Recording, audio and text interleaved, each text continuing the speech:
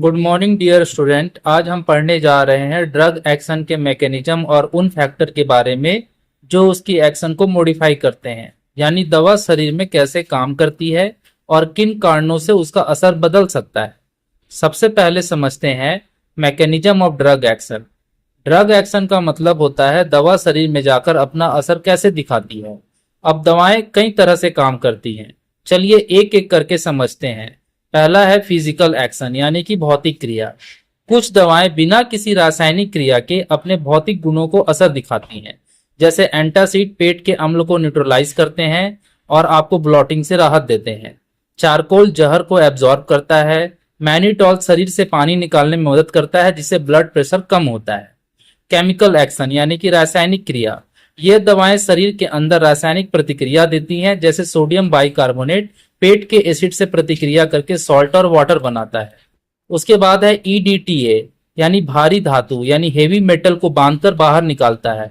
जैसे अगर आपके बॉडी में सोडियम पोटेशियम कैल्शियम ज्यादा हो गए तो ईडीटीए के माध्यम से उसे बाहर निकाला जा सकता है, जिससे कि आपको hyperkalaemia, hypernatraemia, hypercalcaemia ना हो जाए। उसके बाद है एंजाइम एक्शन, एंजाइम पर प्रभाव। कुछ दवाएं एंजाइम को रोकती हैं या सक्रिय करती हैं। जैसे साइकोस्टिग्मामाइन एसिटोकोलिनस्ट्रेस को रोकती हैं ताकि एसिटोकोलिन का स्तर बढ़ सके। वही रिफाम्सिन लीवर के एंजाइम को बढ़ाता है। Receptor medicated action, receptor medicated action यानी रिसेप्टर के जरिए दवाएं कैसे काम करती हैं। अधिकतर दवाएं रिसेप्टर से जुड़कर काम करती हैं। रिसेप्टर क्या है? रिसेप्टर एक प्रकार के प्रोटीन्स है, मैक्रोमोलिक्यूल्स हैं, जो दवाओं को फिजियोलॉजिकल एक्शन के लिए एक माहौल तैयार कराती है। एगोनिस्ट दवा रिसेप्टर को सक्रिय करता है, जैसे एड्रेनलिन। एगोनिस्ट का मतलब होता है रिसेप्टर को जगाना, और एक होता है एंटागोनिस्ट यानी रिसेप्टर को ब्लॉक करना, जैसे कि प्रोपेनॉल।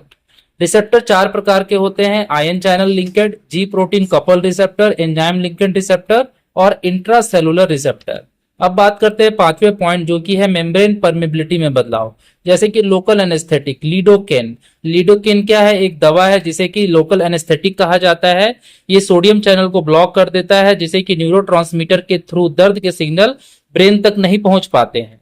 उसके बाद आती है बारी छठा, एंटी मेटाबॉलिक एक्शन। इसके थ्रू दवाएं ऐसे काम करते हैं, जैसे कुछ दवाएं शरीर या बैक्टीरिया के प्राकृतिक पदार्थों की नकल करती हैं और उनमें रुकावट डालती है। जैसे मीथोट्रेक्सेट, ये क्या करती है? फॉलिक एसिड के मेटाबॉलिज्म को रोकता है, जो कि कैंसर सेल्स को रोक देती हैं। नॉन स्पेसिफिक एक्शन यानी 7 नंबर पॉइंट, कुछ दवाएं सीधे सीधे रिसेप्टर पे नहीं बल्कि पूरे सिस्टम पर असर डालती हैं। जैसे कि कुछ ऐसे एनेस्थेटिक जो कि पूरे सीएनएस को क्या कर देते हैं? डिप्रेस कर देते हैं। अब बात करते हैं फैक्टर मॉडिफाइंग ड्रग एक्शन, यानी कि जो ड्रग एक्शन को प्रभावित करते हैं ऐसे फैक्टर। हर व्यक्ति में दवा का असर अलग अलग क्यों होता है? क्योंकि कई फैक्टर हैं जो इसे बदल देते हैं। पहला होता है बॉडी वेट और साइज। भारी व्यक्ति को ज्यादा डोज की जरूरत होती है और हल्के को कम डोज की जरूरत होती है। दूसरा है उम्र। बच्चों और बुजुर्गों में दवाओं का असर ज्यादा धीमा हो सकता है क्योंकि उनका मेटाबॉलिज्म कमजोर होता है। तीसरा होता है सेक्स। महिलाओं में पुरुषों में हार्मोनल फर्क की वजह से ड्रग मेटाबॉलिज्म बदल सकता है।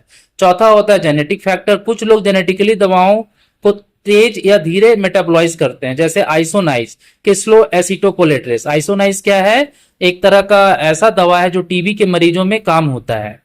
उसके बाद क्या है? पैथोलॉजिकल स्टेट, बीमारी की स्थिति। लीवर या किडनी की बीमारी ड्रग के मेटाबॉलिज्म और एक्सप्रेशन को प्रभावित करती है।